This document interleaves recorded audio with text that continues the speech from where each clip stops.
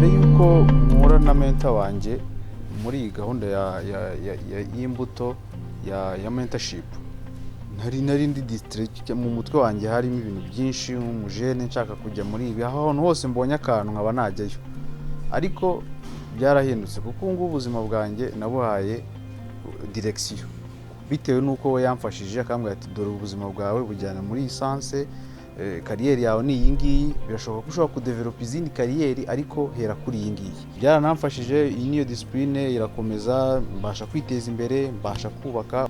Uburyo rero bafashije abandi bakadufasha, natwe tukaba twari initiative yo gufasha abandi. Numva ko iyi porogaramu ya mentorship yakomeza no kuri generasiyo ziri hasi, kuko nazo zirakeneye cyane kurusha ngira ngo natwebwe cyane. Ubutumwa natanga cyane ni ukubanza gushimira ubuyobozi bwa Imbuto Foundation burangajwe imbere na First Lady, mushimira cyane uburyo adahwema gufasha urubyiruko ubwo ari rwo rwose muri iki gihugu. Ibyo rero ni umutima mwiza ahorana wo kumva ko wo gufasha abana b'Abanyarwanda bose akabafata nk'abe. Ndagira ngo rero mushimire kandi nshimira n'Imbuto, nyifuriza isabukuru nziza y'imyaka 20.